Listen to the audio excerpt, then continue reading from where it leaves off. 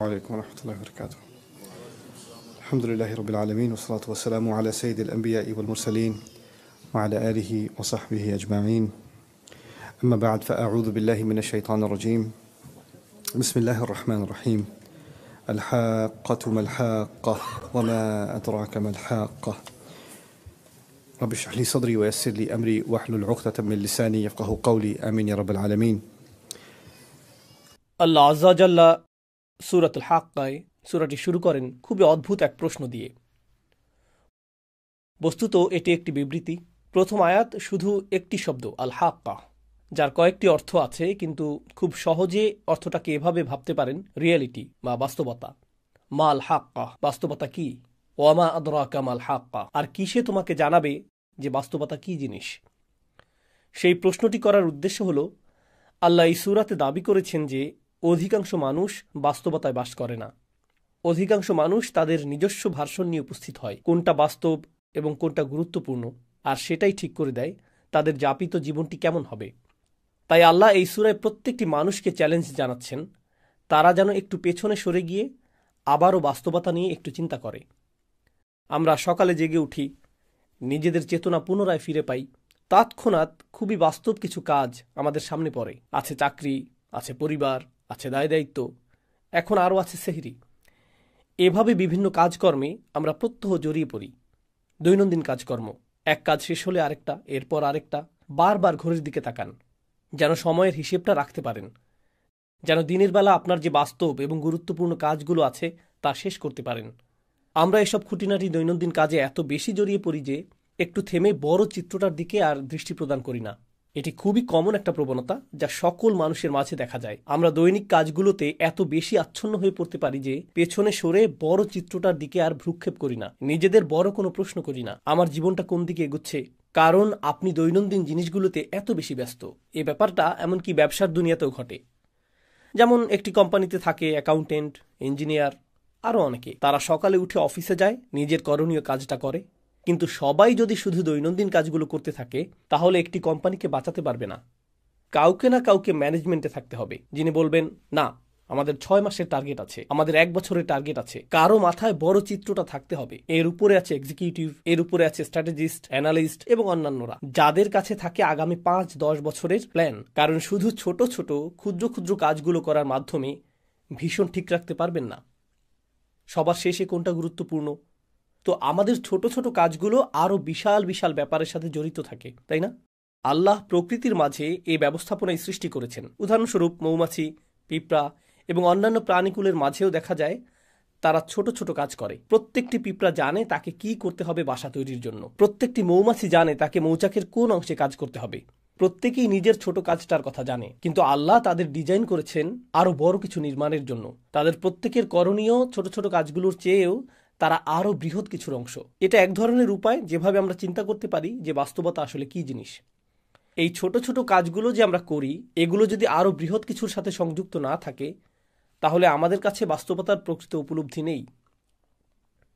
তবে আমাদের দৈনন্দিন কাজগুলো সংযোগহীন। তাই আল্লাহ এই সূরাতে কি করলেন?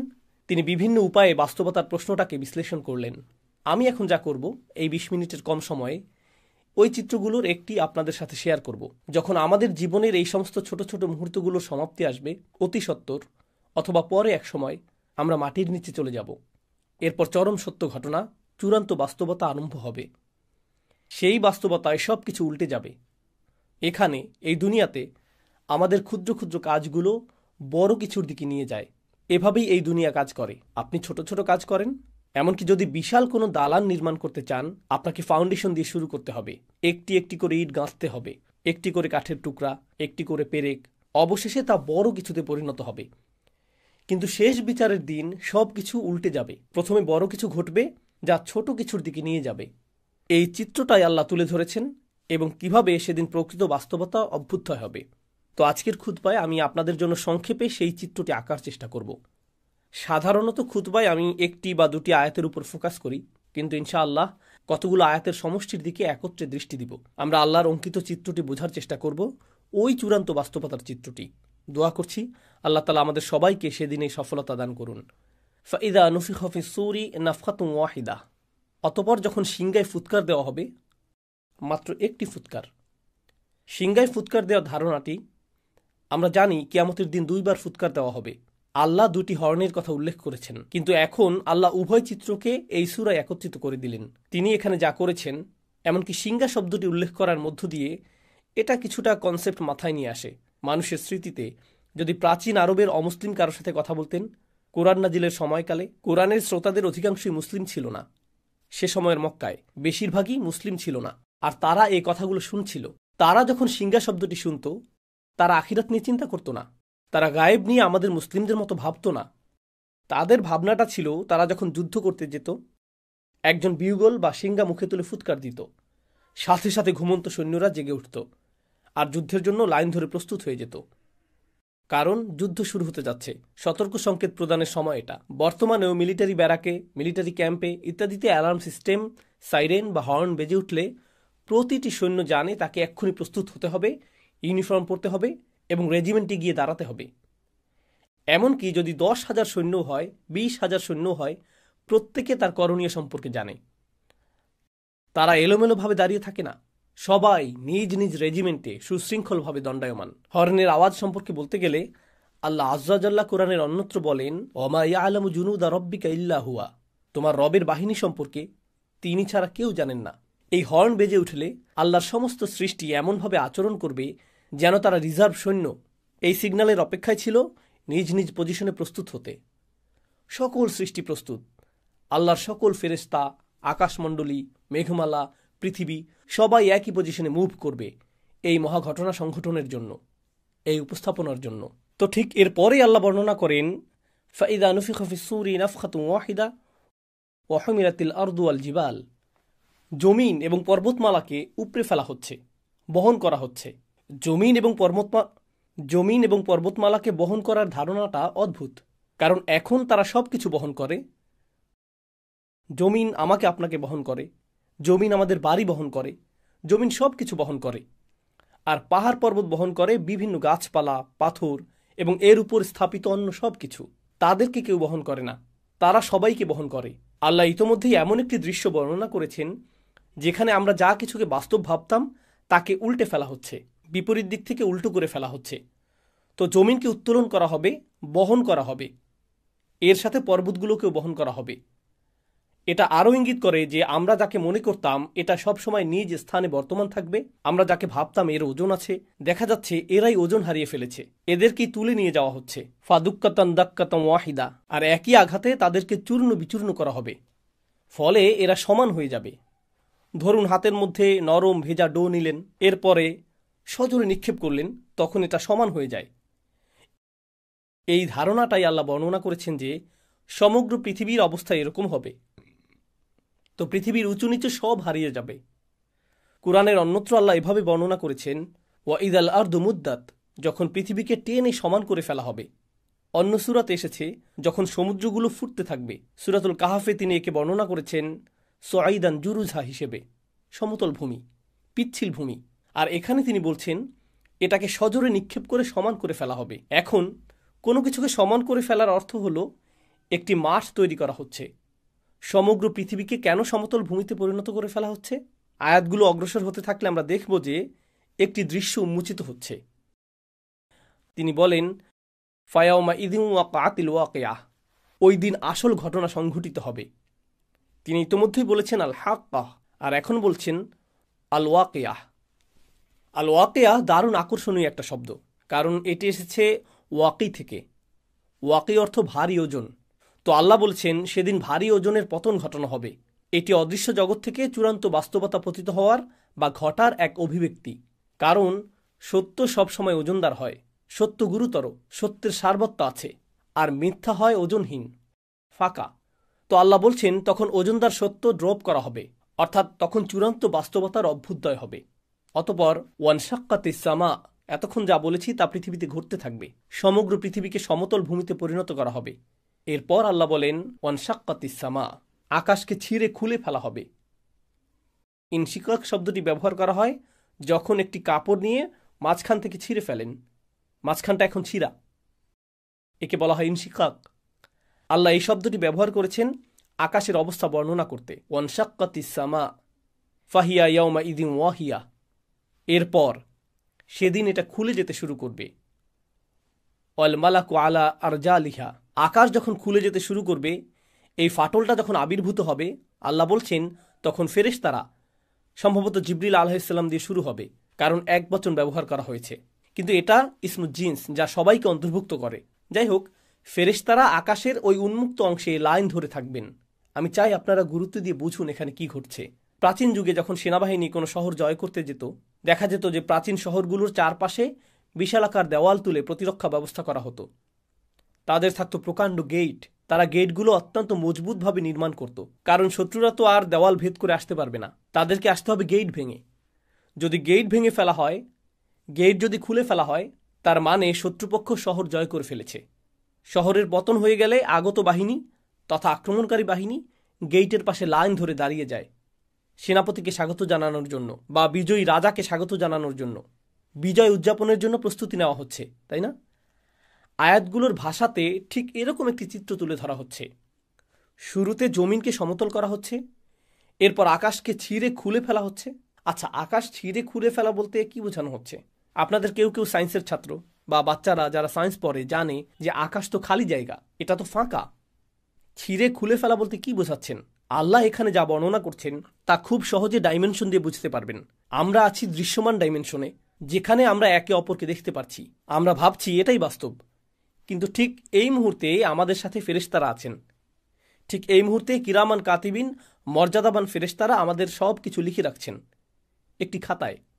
এটি এমনকি কালি দিয়ে লেখা হচ্ছে না, এটি কিতাবুম মারকুম, পেজগুলোতে সেলাই করা হচ্ছে।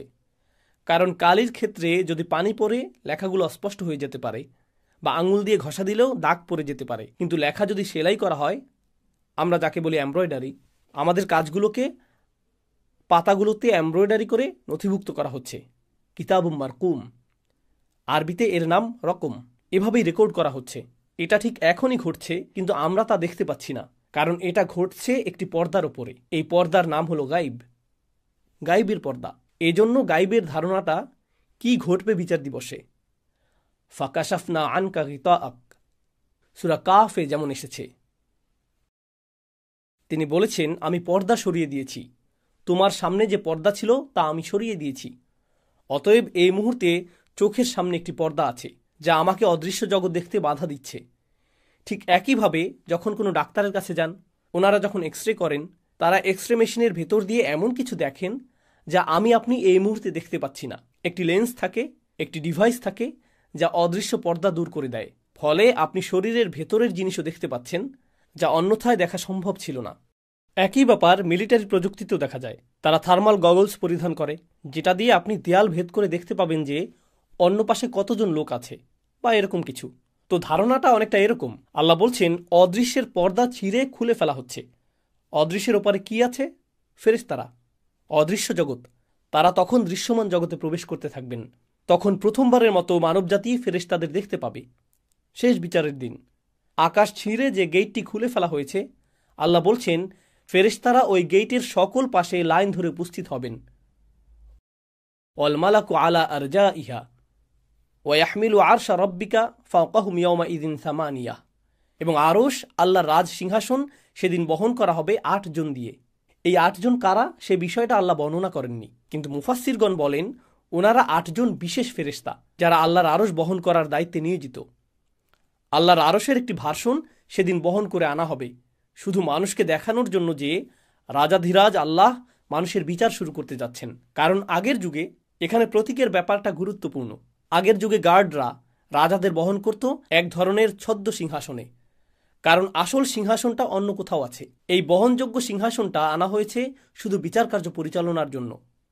যদিও রাজার এখন আগমন ঘটেনি, কিন্তু সিংহাসন আনা হয়েছে।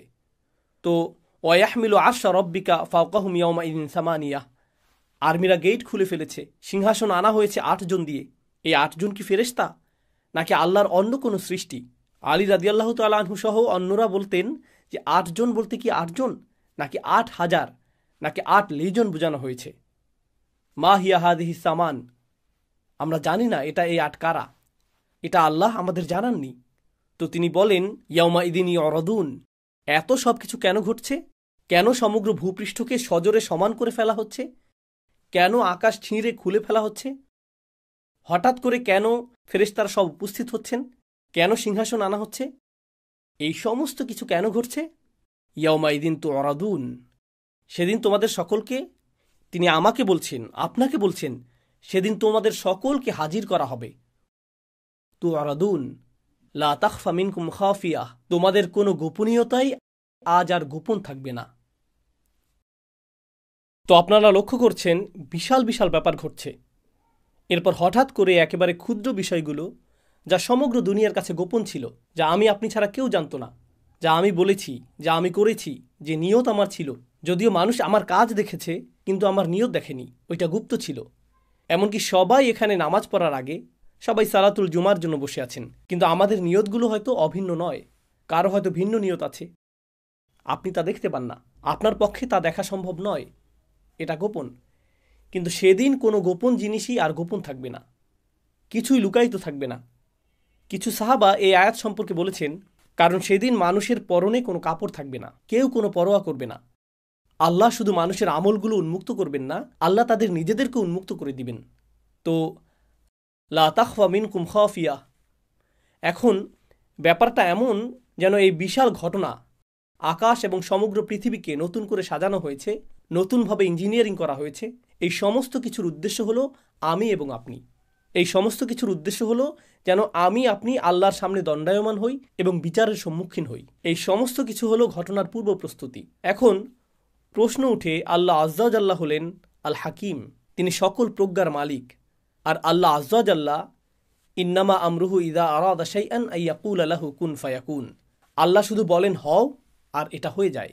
তো কেউ মারা যাওয়ার সাথে সাথে আল্লাহ বলতে পারতেন অমুককে জাহান্নামে ফেলো, অমুককে জান্নাতে রাখো। তিনি তৎক্ষণাৎ সিদ্ধান্ত নিতে পারতেন। তার তো এই মহা আয়োজনের দরকার নেই। তাকে তো আকাশ খুলতে হবে না, ফেরেশতাদের প্রদর্শন করতে হবে না, এরপর সিংহাসন আনতে হবে না, এরপর আমাদের সমস্ত আমলগুলো গণনা করতে হবে না, আল্লাহকে তো ভালো মন্দ গুনতে হবে না। তিনি তো সব ইতিমধ্যেই জানেন। আল্লাহর কাছে আছে সব কিছুর ক্যালকুলেশন, আছে সব কিছুর হিসাব। আল্লাহর চেয়ে কার কাছে উত্তম হিসাব আছে? তাহলে আমাদের সম্মুখে আল্লাহর এই বিশাল দৃশ্যের অবতারণা করার উদ্দেশ্য কি?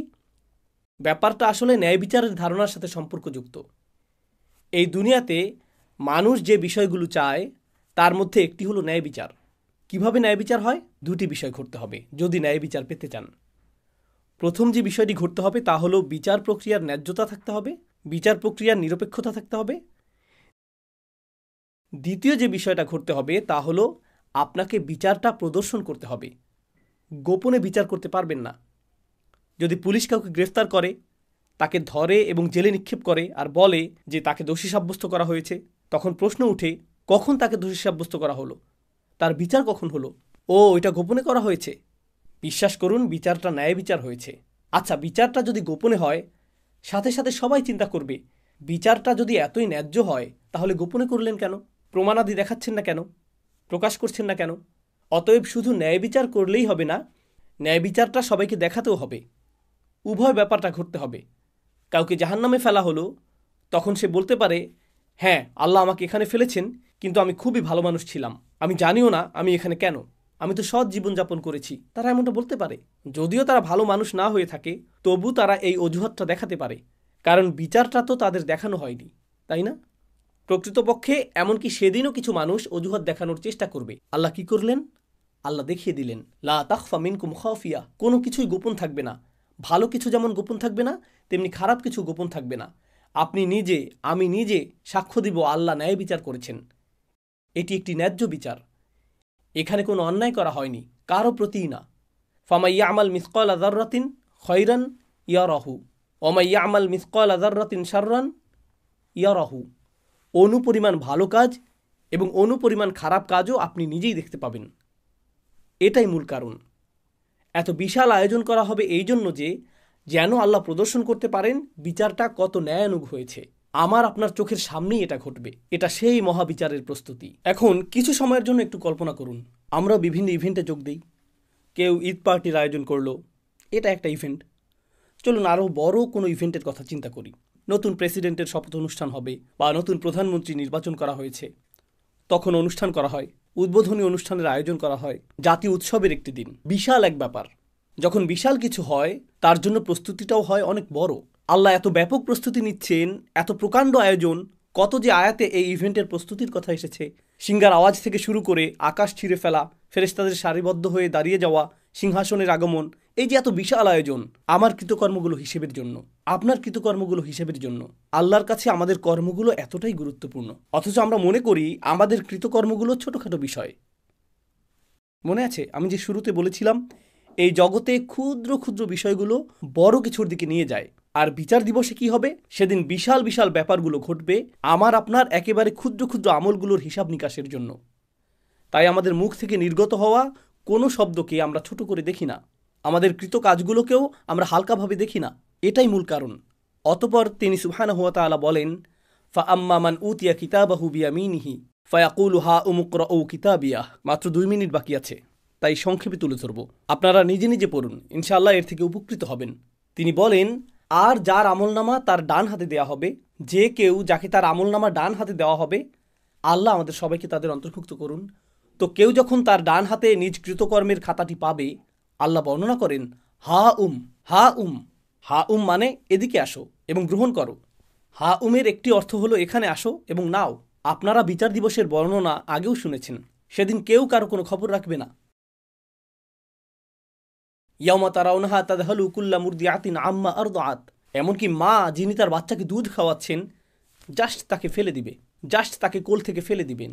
এতটা ভয়ঙ্কর বিচার দিনের বর্ণনা। ইয়াফিরুল মারউ মিন আখিহি ওয়া উম্মিহি ওয়া আবিহি ওয়া সাহিবাতিহি ওয়া বানিহি ওয়া সাহিবাতিল্লাতী তুইহি।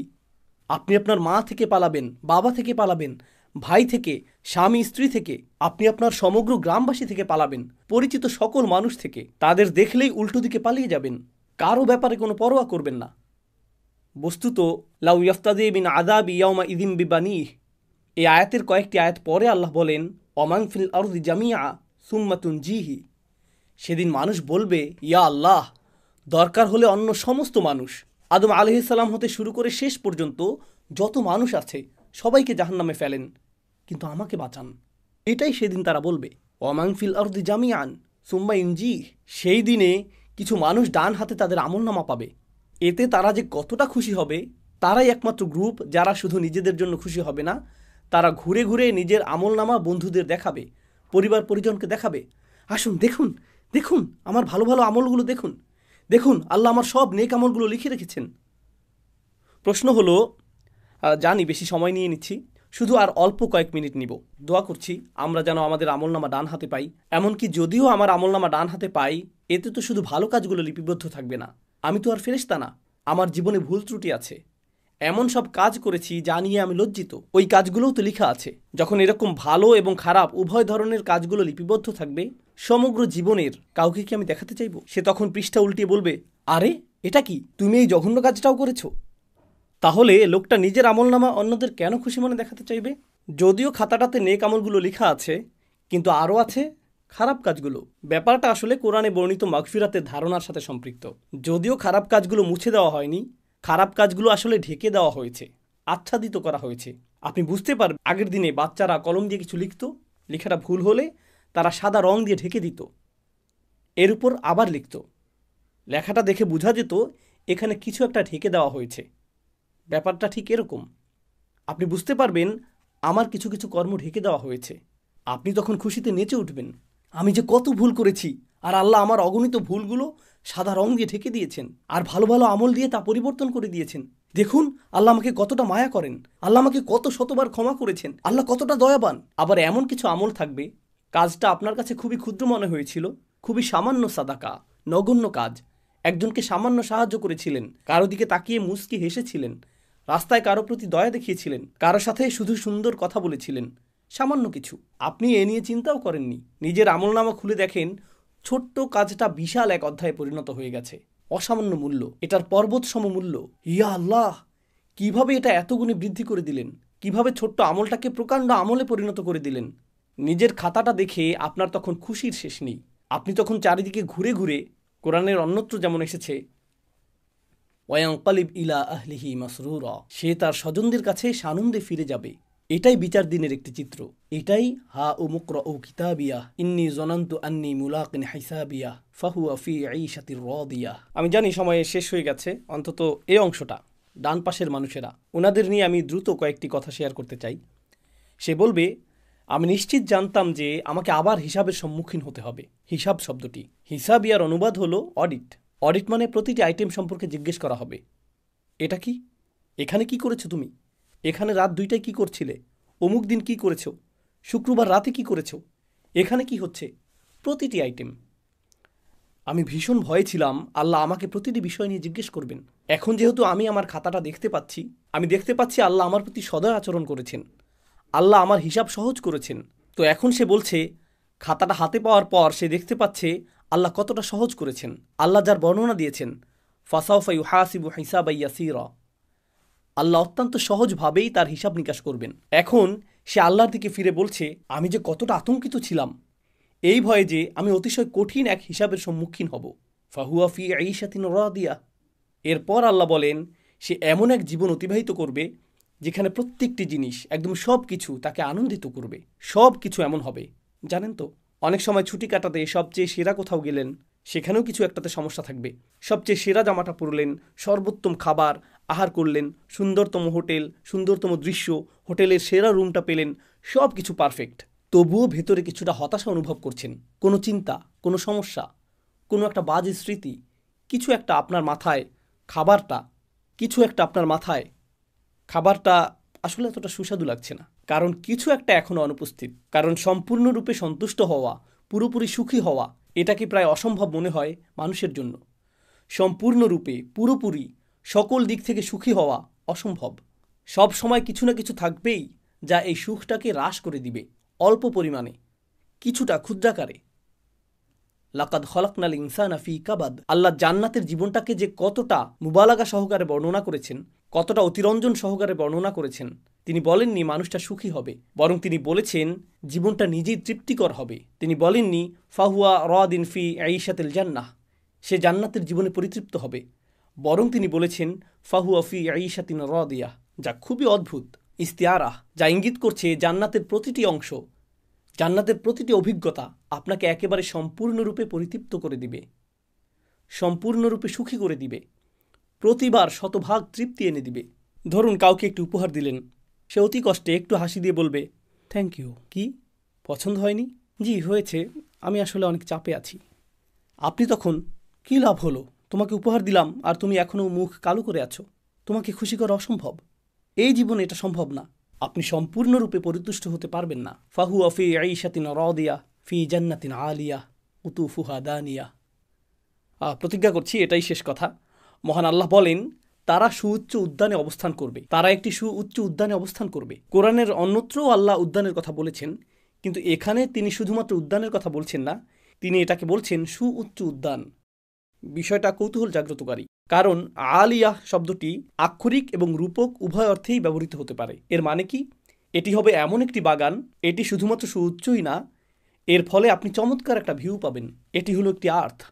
আর আমরা জানি যে যখন আপনি দর্শনীয় কোনো স্থানে যান, যখন আপনি পাহাড়ের চূড়ায় ওঠেন, আপনি যদি কখনো হাইকিংয়ে গিয়ে থাকেন অথবা গাড়ি চালিয়ে দূরে কোথাও যান যেখানে চমৎকার ভিউ রয়েছে, যেই মুহূর্তে আপনি চমৎকার কোনো ভিউ দেখতে পান, নিজের ভেতরে একটা প্রশান্তি লাভ করেন। সেখানে দাঁড়িয়ে পরিবেশটা অনুভব করতেই ভালো লাগে। এমনকি আপনি যখন গাড়ি চালিয়ে দূরে ভ্রমণ করেন, কোথাও কোথাও দর্শনীয় কিছু স্থান থাকে যেখানে আপনি কিছুক্ষণের জন্য রাস্তার পাশে গাড়ি পার্ক করেন। যদিও আপনার তাড়া থাকে, কিন্তু আপনি বলেন শুধু এক মিনিট, এক মুহূর্তের জন্য দৃশ্যটা দেখে নেই, এক মুহূর্তের জন্য দৃশ্যটা দেখে নেই। সকলেই আমরা থেমে যাই। আর আপনি যখন উঁচু কোনো স্থানে অবস্থান করেন, তখন কিছুটা সাকিনাহ অনুভব করেন। আল্লাহ বলছেন জান্নাতিন আলিয়া। প্রত্যেকবার যখন আপনি বাইরে তাকান, আপনার হৃদয়ে প্রশান্তি যুক্ত হতে থাকে, স্বস্তি যুক্ত হতে থাকে। এর দ্বারা এটাও বোঝায় যে জান্নাতে যত দূর দেখা যাবে সবই হবে আপনার, আপনি এর চূড়ায় থাকবেন। আর যত দূর দেখা যাবে সব দিক থেকে এটা হবে আপনার রাজত্ব। ফাহুয়া ফি জান্নাতিন আলিয়া। তবে এর আরও অর্থ রয়েছে। এটা এমন উদ্যান যা হবে অত্যন্ত অভিজাত। আপনারা হয়তো এরকম কথা শুনেছেন, এরা উঁচু স্তরের মানুষ, এদের অবস্থান অনেক উঁচুতে, এরা উঁচু সমাজের মানুষ। আপনি যদি সমাজের উঁচু স্তরে অবস্থান না করেন, তারপরেও যদি উঁচু স্তরের কোনো বিবাহ বা অনুষ্ঠানের নিমন্ত্রণ পান, আপনি সেখানে প্রবেশ করেন আর ভাবেন, ওয়াও, এই স্থানটি কল্পনাতুল্য, জানি না এর জন্য উপযুক্ত পোশাক পরেছি কিনা। আমার তুলনায় স্থানটি অনেক বেশি জাঁকজমকপূর্ণ। আমি কোনো কিছু নষ্ট করতে চাই না। আমি কি এখানে বসতে পারবো? সোফাটি অনেক দামি মনে হচ্ছে, আর জানি না এখানে থাকতে পারবো কিনা। তো আপনি অস্বস্তি বোধ করেন, কারণ এটা অতি উঁচু স্তরের, অতি অভিজাত। উদাহরণস্বরূপ, আপনি পরিপাটি কোনো জাদুঘরে গেলেন যেখানে লেখা থাকে স্পর্শ করা নিষেধ। এমনকি স্পর্শ করা নিষেধ লেখা না থাকলেও আপনি যখন কোনো বিলাসবহুল অট্টালিকাতে প্রবেশ করেন, স্পর্শ করা নিষেধ কথাটি আপনি নিজের ভেতরেই অনুভব করেন। আমাকে সতর্ক হতে হবে। আমি কি জুতা খুলে প্রবেশ করব? আমি কি ওখানে যাব? আপনি তখন অতিরিক্ত সতর্ক থাকেন। কিন্তু আপনি যদি অতিরিক্ত সতর্ক থাকেন, আপনি অস্বাভাবিক বোধ করবেন, কারণ আপনি তাল মিলিয়ে চলতে পারছেন না। তো আল্লাহ সেখানে কি করবেন? আল্লাহ আপনাকে তৎক্ষণাৎ স্বাভাবিক বোধ করাবেন। তিনি বলেছেন, কুতুফুহা দানিয়াহ, ফলগুলো আপনার কাছে চলে আসবে এবং তৎক্ষণাৎ তা আপনার সামনে পরিবেশন করা হবে। সুবহানাল্লাহ। তো আপনার মনে হবে না যে আপনি অস্বস্তিকর অবস্থায় রয়েছেন। না না না, আপনাকে সেই স্থানের প্রতি সম্মান প্রদর্শন করতে হবে না, বরং সেই স্থানটি আপনাকে সম্মান প্রদর্শন করবে। কুতুফুহা দানিয়াহ। তিনি বলেছেন, কুলু ওয়াশরাবু হানিয়াম বিমা আসলাফতুম ফিল আইয়ামিল খালিয়াহ। এখন খাও এবং পান করো তৃপ্তি সহকারে, নিশ্চিন্তে উপভোগ করো, রিল্যাক্স। কোরআনের অন্যত্র আল্লাহ জান্নাতের এমন কাপের কথা উল্লেখ করেছেন যা থেকে পানীয় উথলে পড়ছে, অর্থাৎ পানীয় ছিটকে পড়ছে কিনা সেটাও আপনি লক্ষ্য করছেন না। এটা লক্ষণীয় কোনো বিষয় হবে না। আপনারা একে অপরের সাথে খেলা করবেন, আপনারা হাসি ঠাট্টা করবেন, খেলা করবেন, তখন সকলে মিলে খাবার উপভোগ করবেন, একে অপরের সঙ্গ উপভোগ করবেন। আল্লাহ বিচার দিবসের এই দৃশ্যপটটি উল্লেখ করেছেন। বিচার দিবসের ঠিক পরের অবস্থা, তখন মানুষ অত্যন্ত আতঙ্কিত থাকবে এজন্য যে সে হিসাবের সম্মুখীন হবে। ফাহুয়া ফি আইশাতিন রাদিয়াহ ফি জান্নাতিন আলিয়াহ কুতুফুহা দানিয়াহ কুলু ওয়াশরাবু হানিয়াম বিমা আসলাফতুম ফিল আইয়ামিল খালিয়াহ। সেই দিনগুলো যা অতিবাহিত হয়ে গিয়েছে, যা শূন্য হয়ে গিয়েছে, প্রতিনিয়ত এই দিনগুলো শূন্য হয়ে যাচ্ছে। আপনি একদিন পেছনে ফিরে যেতে পারবেন না, আপনি এক সপ্তাহ পেছনে ফিরে যেতে পারবেন না। গত কয়েকদিনের কথা চিন্তা করুন। আমরা হিসাবও রাখতে পারছি না, সময় এত এত দ্রুত এগিয়ে যাচ্ছে। তো এই দিনগুলো হবে এরকম, আপনি পেছনে ফিরে তাকাবেন আর জীবনকে মনে হবে এটা যেন একটা বোতল যা দ্রুত শূন্য করা হয়েছে। আল্লাহ এই ধারণাটিকেই এখানে বর্ণনা করেছেন। এর উদ্দেশ্য হলো যাতে আপনি এবং আমি উপলব্ধি করতে পারি যে এই পৃথিবীতে আমাদের হাতে যে কয়েকদিন সময় রয়েছে, আসুন এর সর্বোত্তম ব্যবহার করি, যাতে আমার আমলনামাটি এমন কৃতকর্ম দিয়ে পরিপূর্ণ করতে পারি যার ফলে আমরা তা উন্মুক্ত করে অন্য একজনকে দেখাতে পারবো যে দেখো আমি কত চমৎকার কাজ করেছি, আর আল্লাহ আমার প্রতি অসম্ভব করুণা করেছেন। আল্লাহ আজ্জাজাল্লাহ আমাদের সকলকে ডান দিকের অধিবাসীদের অন্তর্ভুক্ত করুন, যারা ডান হাতে আমলনামা গ্রহণ করবেন। আর মহান আল্লাহ আমাদেরকে মিলিত করুন তার জান্নাতে, চমৎকার সুউচ্চ সেই উদ্যানে। বারাকাল্লাহু লি ওয়া লাকুম ফিল কুরআনিল হাকিম ওয়া নাফা'নি ওয়া ইয়্যাকুম বিল আয়াতির যিকরিল হাকিম।